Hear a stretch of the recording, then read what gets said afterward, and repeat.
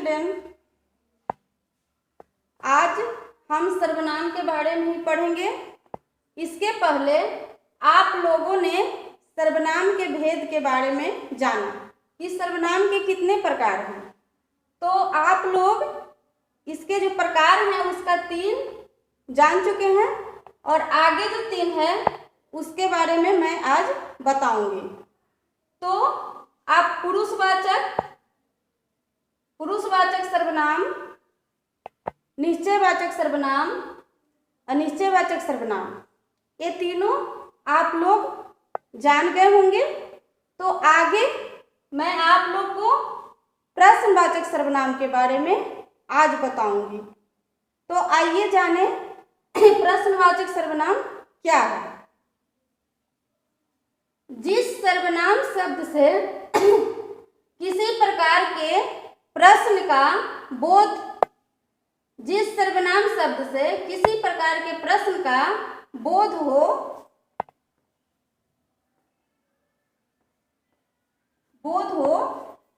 वह प्रश्नवाचक सर्वनाम कहलाता है। जिस सर्वनाम शब्द से किसी प्रकार के प्रश्न का बोध हो वह प्रश्नवाचक सर्वनाम कहलाता है। जैसे बाहर कौन खड़ा है, बाहर कौन खड़ा है, ये सब इसका एग्जाम्पल है। मैं इसके बारे में आप लोग को समझाऊंगी। जैसे कि प्रश्नवाचक सर्वनाम, इसके नाम से ही स्पष्ट हो रहा है कि जो प्रश्न के बारे में बताए। ऐसे सर्वनाम शब्द जो संज्ञा शब्दों के स्थान पर प्रश्न पूछने के लिए प्रयोग किए जाते हैं या जिनके माध्यम से हम प्रश्न पूछते हैं उसे हम प्रश्नवाचक सर्वनाम कहते हैं। आइए उदाहरण के माध्यम से जानें कि प्रश्नवाचक सर्वनाम क्या है। बाहर कौन खड़ा है, बाहर कौन खड़ा है, ये क्या है? प्रश्न पूछने के लिए, ये वाक्य में प्रश्न पूछने के लिए प्रयोग किया गया है। जैसे बाहर कौन खड़ा है, अगर मैं लिखती हूँ कि बाहर कोई खड़ा है तो वह क्या हो गया? अनिश्चयवाचक सर्वनाम हो गया। लेकिन मैं पूछ रही हूँ बाहर कौन खड़ा है, कौन है, मैं उस व्यक्ति के बारे में जानने की कोशिश कर रही हूँ कि वो व्यक्ति कौन है। यहाँ पे मैं संज्ञा जानने की कोशिश कर रही हूँ। मैं ये नहीं लिख रही हूँ कि बाहर राम खड़ा है, मैं प्रश्न पूछ दी बाहर कौन खड़ा है, तो ये क्या हो गया?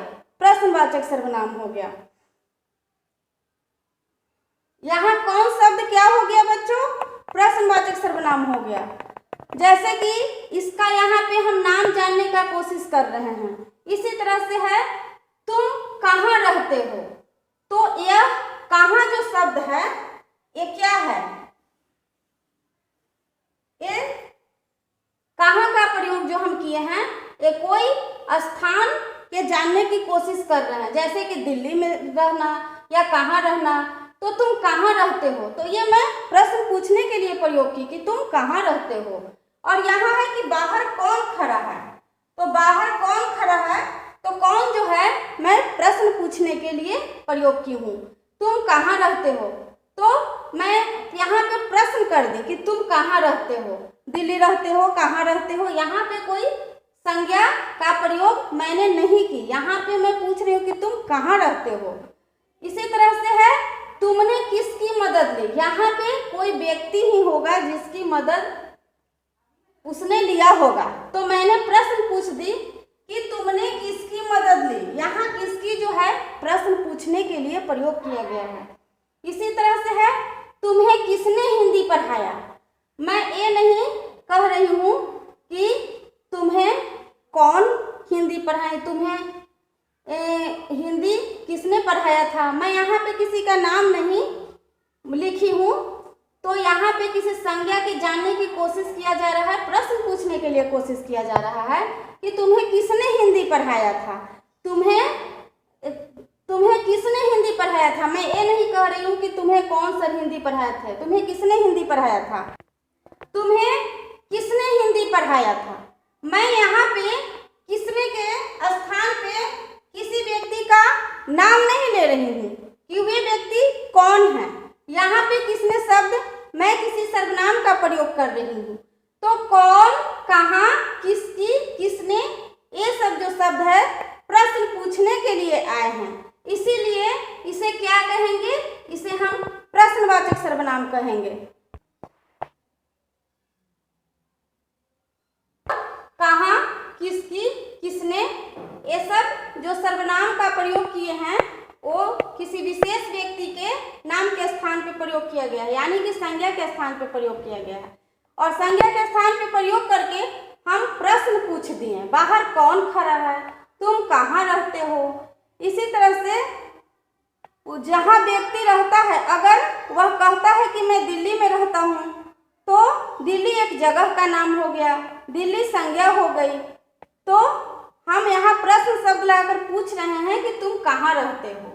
उसी तरह से तुमने किसकी मदद ली, तो यहाँ पे कोई व्यक्ति का ही मदद उसने लिया होगा, वो तो मैंने पूछ दी तुमने किसकी मदद ली, तुम्हें किसने हिंदी पढ़ाया था।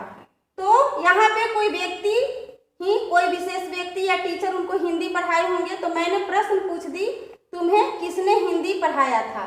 तो ये प्रश्न पूछने की जो है कौन, कहाँ, किसकी, किसने, ये क्या हो गया बच्चों, ये प्रश्नवाचक सर्वनाम हो गया। तो आप लोग प्रश्नवाचक सर्वनाम समझ गए होंगे, ये आप लोग का क्लियर हो गया। संबंधवाचक सर्वनाम, जिस सर्वनाम शब्द से वाक्य में शब्द का संबंध दूसरे शब्द से जोड़ा जाए तो वह संबंधवाचक सर्वनाम कहलाता है। वह संबंधवाचक सर्वनाम कहलाता है। जैसे जैसी करनी वैसी भरनी, जैसा करोगे वैसा भरोगे। यहाँ जैसी, वैसी, जैसा, वैसा क्या हो रहा है बच्चों, सर्वनाम शब्दों का शब्द संबंध एक दूसरे के साथ, ये दोनों जो हैं वाक्य में जोड़ा जा रहा है।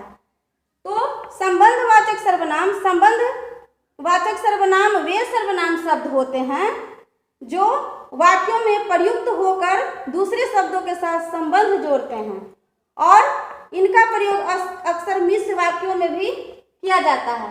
इनका प्रयोग मिश्र वाक्यों में भी किया जाता है। जैसी, यहाँ पे जैसी, वैसी, जैसा, वैसा, ये सब क्या हुआ, संबंधवाचक सर्वनाम हुआ। जानेंगे निजवाचक सर्वनाम।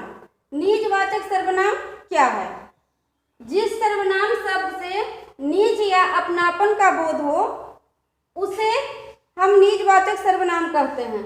जैसे मैं अपने घर की सफाई स्वयं करता हूँ, तुमने सारा काम अपने आप कर लिया। यहाँ स्वयं और अपने आप, ये क्या है, अपने या स्वयं का बोध करा रहा है। तो ये क्या हो गया बच्चों, निजवाचक सर्वनाम। जिस सर्वनाम शब्दों का प्रयोग वक्ता अपने लिए या खुद के लिए करता है उन्हें हम निजवाचक सर्वनाम कहते हैं। जैसे मैं अपने घर की सफाई स्वयं करता हूँ, या मैं अपने घर की सफाई स्वयं करती हूँ। यहाँ स्वयं शब्द का प्रयोग बोलने वाला या वक्ता अपने लिए किया है कि मैं खुद कर लेता हूँ, घर की सफाई अपने आप ही कर लेता हूँ, खुद कर लेता हूँ, स्वयं कर लेता हूँ। तो ये निजवाचक सर्वनाम का उदाहरण है। ये जो शब्द हैं जो स्वयं किसी संज्ञा शब्द का बोध न करा करके ये जो बोलने वाला व्यक्ति है खुद अपने लिए कर रहे हैं, इसलिए स्वयं, अपने आप, ये क्या है, निजवाचक सर्वनाम के उदाहरण है। तो बच्चों अब आप लोग समझ गए होंगे सर्वनाम के कितने भेद होते हैं। तो 6 भेद होते हैं, और 6 भेद कौन कौन है, और इसको विस्तार से आप लोग अध्ययन कर लेंगे। और निजवाचक सर्वनाम क्या है बच्चों, आप लोग समझ गए होंगे। जिस सर्वनाम शब्द से निज या अपनापन का बोध हो उसे हम निजवाचक सर्वनाम कहते हैं। जैसे कि मैं अपने घर की सफाई स्वयं करता हूँ या करती हूँ, तुमने सारा काम अपने आप कर लिया। यहाँ पे अपने आप से ये क्या है, अपने द्वारा, खुद के द्वारा किया गया कार्य है। तो ये क्या है, निजवाचक के उदाहरण है। तो आप लोग इसे सर्वनाम का जो भेद है उसको आप लोग याद कर लीजिएगा और इसको फेयर में कर लीजिएगा। मैं इससे आगे सर्वनाम से संबंधित प्रश्न आप लोग को दूंगी, तो आप सर्वनाम के जो भेद हैं उसको याद कर लीजिएगा और तो आगे आप लोग को प्रश्न उत्तर बनाने में सुविधा होगी, आसानी होगी। इसीलिए ये आप लोग का होमवर्क है, इसे याद कर लीजिएगा, फेयर में कर लीजिएगा और अगले दिन मैं आप लोग को प्रश्न उत्तर दूंगी जिसको आप लोग सोल्व करेंगे। ठीक है।